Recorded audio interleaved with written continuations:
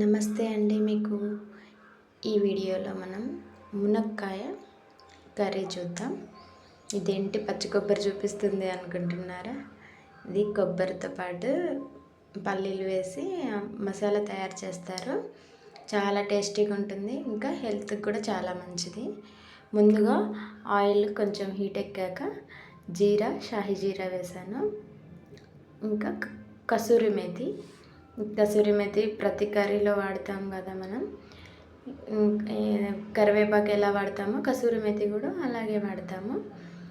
తర్వాత ఆ కసూరి మేతిని కొంచెమే వేగనివ్వాలి, పూర్తిగా బ్లాక్ అయిపోయేంతలా చేయకూడదు.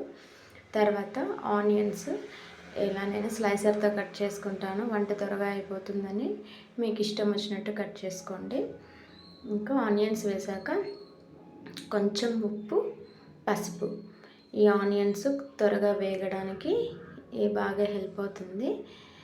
తర్వాత ఈ ఆనియన్స్ వేగే లోపల మనం టమాటాలు కట్ చేసుకొని టమాటా ప్యూరీ తయారు చేసుకోవాలి.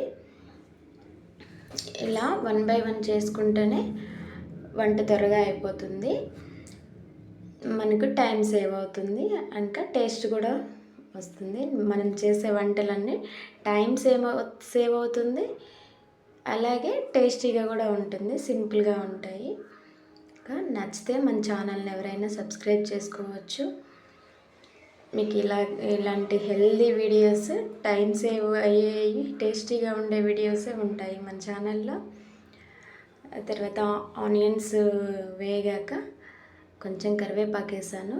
తర్వాత కరివేపాకు వేసాక ఈ టమాటా ప్యూరీ వేసాను. ఇది కూడా త్వరగా వేగిపోతుంది. ఆల్రెడీ మనం ఉప్పు, పసుపు వేసున్నాం కాబట్టి.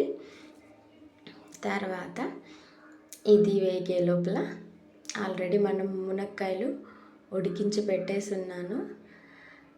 ఇది వేగే లోపల పల్లీలు అంటే వేరుశనగలు అంటారు చూడండి, వేరుశనగలు, పచ్చి కొబ్బరి,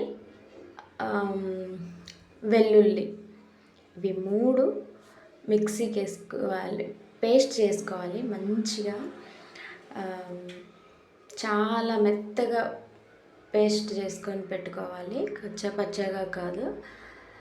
తర్వాత కొంచెం కారం, గరం మసాలా, ఇవి 2 వేసాక ఈ టమాటా ఇంకా త్వరగా వేగిపోతుంది. ఈ వంట ఒక 10 నిమిషాల్లో రెడీ అయిపోతుంది. మీరు ఒకసారి ట్రై చేయండి. ఇవి కొంచెం వేగాక నేను ఆల్రెడీ మనం రెడీ చేసి పెట్టుకున్నాం కదా పచ్చి కొబ్బరి, అవి పేస్ట్, అది యాడ్ చేసుకుంటాము. ఇవి మన గార్డెన్లో మిద్దె పైన పూసిన ఫ్లవర్స్. ఇప్పుడు క్లైమేట్ బాగా అనుకూలంగా ఉంది, అందుకే ఫ్లవర్స్ చాలా బాగా వచ్చాయి. తర్వాత ఈ పేస్ట్ వేసాక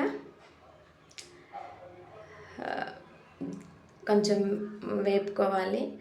ఆల్రెడీ వేరుశనగలు మనము వేయించినయే కాబట్టి ఈ పచ్చి కొబ్బరి కొంచెం మసాలా అంతా పట్టేంత వరకు వేపుకోవాలి. ఇది ఒక 2 minutesలో వేగిపోతుంది. మనం మూత పెట్టి మగ్గనివ్వాలి. తర్వాత ఇంకా మనం ఈ మునక్కాయలు వేసుకోవడమే, చాలా త్వరగా అయిపోతుంది. ఈ కర్రీ చాలా టేస్టీగా కూడా ఉంటుంది. ఈ రాయలసీమలో సేమ్ ఇలాగే చేసుకుంటారు, చాలా ఘాటుగా ఉంటుంది, నాటుగా ఉంటుంది. ఒకసారి ట్రై చేయండి, నచ్చితే ఛానల్ని సబ్స్క్రైబ్ చేసుకోండి.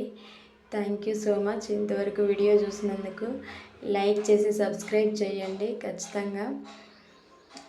ఇంకా మునక్కాయలు వేసిన క్లిప్ మిస్ అయింది, సారీ. ఏమైనా మిస్టేక్స్ ఉంటే ఖచ్చితంగా కామెంట్లో మెన్షన్ చేయండి. Thank you so much.